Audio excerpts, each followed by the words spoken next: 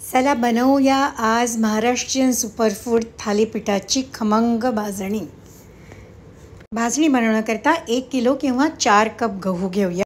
अर्धा किलो किंवा 2 कप तांदूळ, पाव किलो किंवा 1 कप चण्याची डाळ, पाव किलो किंवा 1 कप मुगाची डाळ, 100 ग्रॅम किंवा अर्धा कप जिरे, 100 ग्रॅम किंवा 1 कप धणे. बरेच जण बाजरी आणि ज्वारी पण टाकतात भाजून, पण त्यांनी भाजणीची शेल्फ लाईफ थोडी कमी होते. एका जाड पातेल्यात किंवा कढईत गव्हाला भाजून घ्यायचं आहे. थोडासा रंग बदलेपर्यंत, अर्थात त्यातलं मॉइश्चर निघून जाईपर्यंत आपल्याला गव्हाला भाजून घ्यायचं आहे. त्याच भांड्यात आता आपण तांदूळ भाजून घेणार आहोत.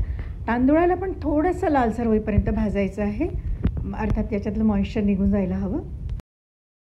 चण्याची डाळ पण थोडीशी लालसर होईपर्यंत भाजायची आहे.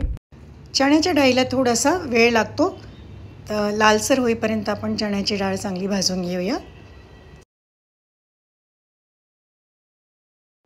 तशीच मुगाची डाळ पण थोडीशी लालसर होईपर्यंत आपण भाजून घेऊया.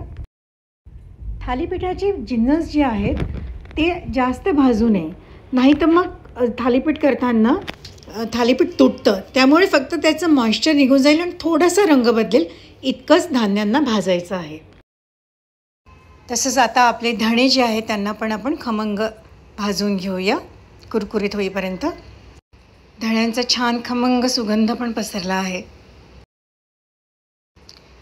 जिरे पण आपण आता छान खमंग भाजून घेऊया, ह्याचाही छान सुगंध पसरतो.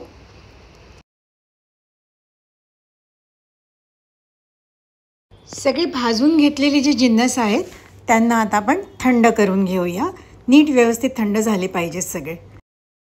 आता सगळे धान्य मिक्स करून घ्यायचे आहेत. पारंपरिक पद्धतीत भाजण्यापूर्वी धान्यांना धुवून वाळून घ्यायचं असते, पण ते वाळले नाही नीट तर मग भाजणी खराब होते. त्यामुळे मी न धुता कोरडेच भाजून घेते सगळे धान्य. आता या धान्यांना थोडंसं जाडसर रवाळ दळून घ्यायचं आहे आणि बस आता आपली ही खमंग आणि भरपूर टिकणारी भाजणी तयार आहे.